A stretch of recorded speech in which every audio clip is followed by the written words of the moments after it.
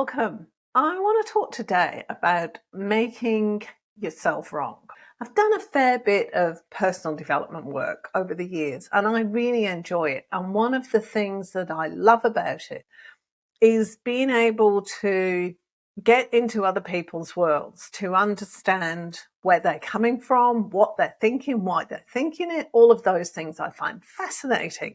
And one of the first things that there's kind of several tracks I want to go down with this, and that's why I'm trying to get my thoughts in order on this. So I might go do a bit of meandering, which is what I normally do anyway. So please excuse me. One of the first things that I learned as I was doing all this personal development work was that I am not my thoughts. I'm not, and the voice in my head is just an opinion. It's an opinion. It's my opinion. It's, I don't know, someone else's opinion, the opinions I've inherited from my dad or my grandma or whoever, my teacher, everybody's opinions. There's opinions there. And one of the things I found most fascinating about in doing all this personal development work, in learning to look at myself and to look at others, is learning how to separate me from all those thoughts and experiences.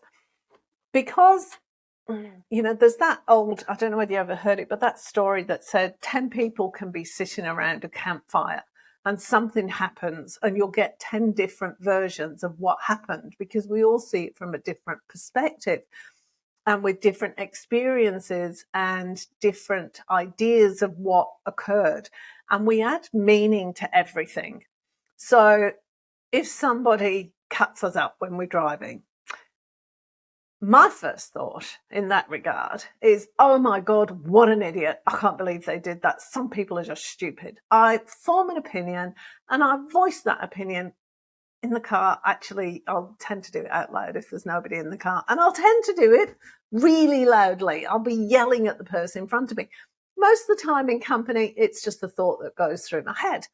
One of the best things for me about doing the personal development work is being able to have that thought and not be that thought, not have that thought be me.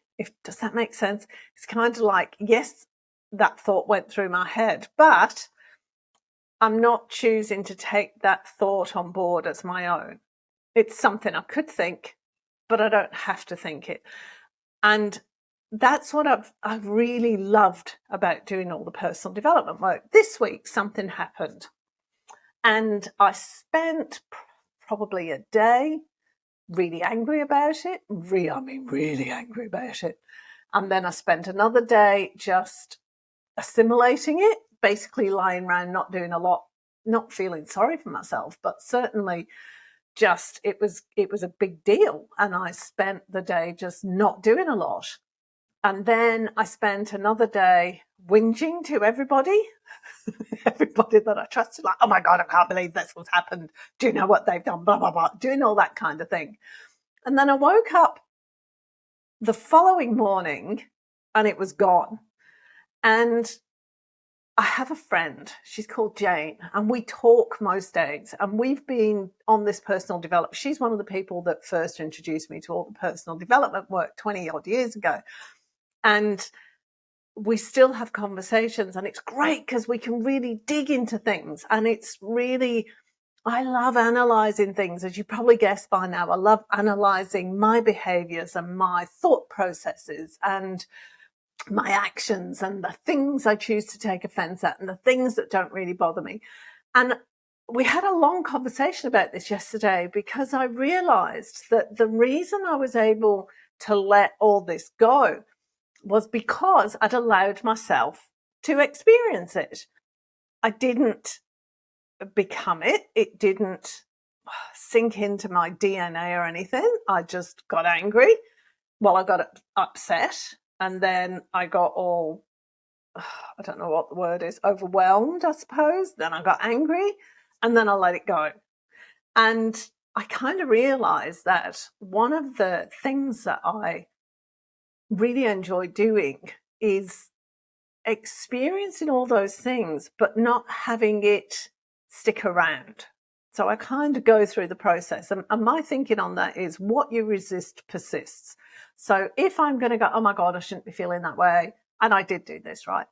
I shouldn't be feeling that way. I should just let all this go. And it doesn't mean anything about me. And using all of those personal development techniques to, in effect, make myself wrong.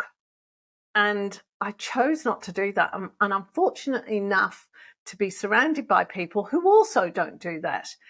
They don't necessarily, sometimes they coach me, but they don't necessarily coach me on what I'm going through or what I'm saying. They just get it.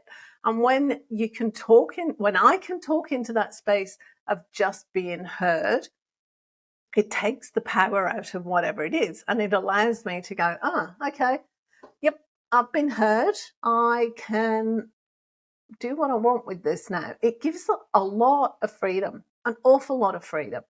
Going back to where I started, one of the things I've really enjoyed of all the personal development world is learning how to get into other people's worlds and learning how to understand their viewpoint.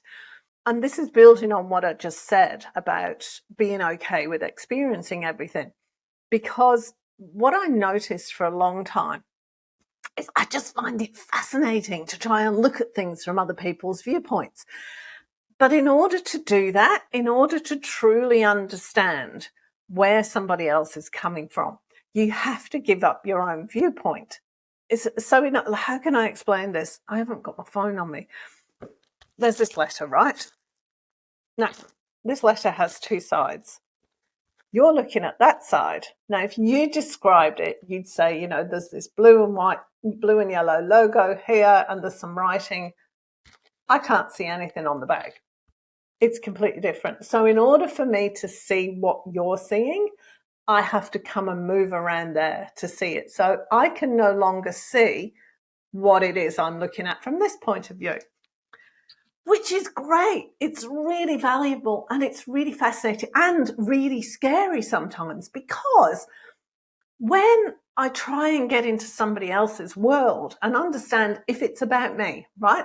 So somebody's made a complaint about me, and this is actually relevant to what happened this week. So somebody's complained about something I've done. And in order for me to understand their perspective, I have to give up my point of view and I have to go round to their point of view and look at it from where they're standing. It can be really quite scary for me when I do that, because I realize how I come across to people and how what I'm saying can hurt the other person or cause pain or damage them or something else. And for a long, long, long time, I struggled with that because, and here's the nub of one of the things I learned this week, because if I see something from somebody else's perspective pertaining to me and I understand their point of view as to why they're upset or angry or whatever with what I said, then that must mean that I'm wrong, because you're either right or you're wrong. It's black and white. This was my thinking, right? So if they were right in everything they thought and going around to their viewpoint, it looked like they were right about everything they said, then that meant that I must be wrong. And for a very long time, I actually found it really disempowering to understand something from somebody else's viewpoint. And it meant that I lost a lot, not just a lot of self-confidence in myself, I lost a lot of confidence about my own opinions and experiences and everything else, because as soon as I got into somebody else's world and understood things from their viewpoint, it made my viewpoint wrong. And it took a long time for me to be able to let go of that, because and to be able to kind of realize that there is no black and white. There's no right or wrong in our experience, because none of us can experience anything in the same way that somebody else can, because we've all got different personalities, different upbringings, different experiences. We're all different. might only be slightly different, but we are all different. And so while I can understand somebody else's perspective, it doesn't mean that that's the right thing for me or that's where I should be. But it took me, I have to say, the longest it's ever taken me to learn anything was that in understanding somebody else's viewpoint and invalidating somebody else's viewpoint, it doesn't mean that my viewpoint is invalid or wrong or anything else. And I'm just thinking about it now. Isn't it interesting? You know, all the personal development work is about being accepting of yourself and gaining confidence and what have you. And I turned it into a negative thing. I turned it into proof that I'm wrong. There's something wrong with me. I never get it right. It's just, I was wrong. Wrong. I'm not good enough. All those other things that I mean. I turned it into that.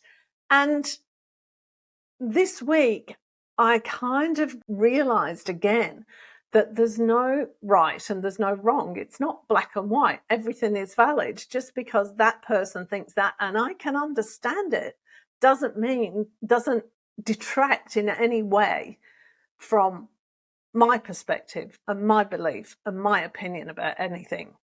Now, a really classic example of making yourself wrong for me, a few months ago when I was selling all the stuff for the house, I put up just one of my little funny posts on Facebook, and I said something along the lines of, I've realized that I'm really crap at selling stuff online because I put something up for a price that I think is fair and reasonable, and then some moron comes along and offers me 20% of what I'm asking for. And my first thought is, look, it's just a whole line of bleeps about what I thought of them and what they could do with their offer.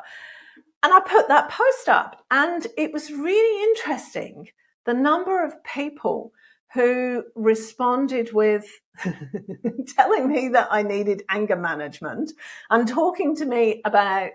explaining to me about how I shouldn't allow myself to have these kind of thoughts and blah, blah, blah.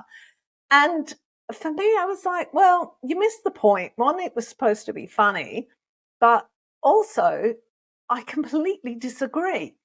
I had that thought. It whizzed through my head. Now, the power is in choosing to act on that thought or not, in choosing to be that thought or not. And the power is in noticing it and noticing it that the thought isn't me, if that makes sense. It's just a thought. It's there and it's gone. It's gone. It doesn't exist unless I hang on to it. And I can tell you right now, if I put energy into that thought and went, oh my God, I should not be thinking things like that. Oh my God.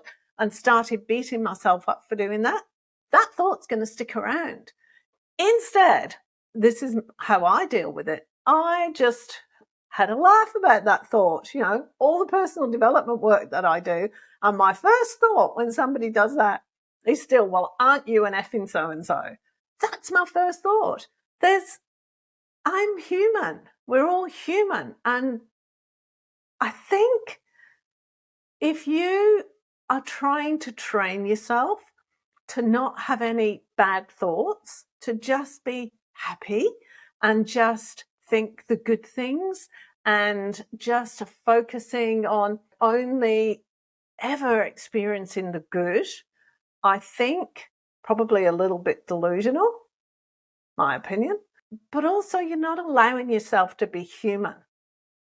And you're making it really serious. This is how it lands for me. Might work for you, that's fine. How it lands for me is that giving far too much power and making it far too significant. Just one little thought. Like, who cares? It's one little thought. Let it go. It's like the blooming mozzie. Go and get a can of Aeroguard, spray it, It's not a big deal. It's really not. I suppose a lot of this is about kindness, tolerance, and but it's actually more than that. It's actually a basic acceptance and acknowledgement for me that I am not my thoughts. There's no good thoughts or bad thoughts. There's only thoughts that I choose to act on and thoughts that I don't. And I can do that because my thoughts are not me. Just like the clouds in the sky are not me. They're really pretty and they can affect my mood. If it's too cloudy for too long, I might get a bit bad-tempered.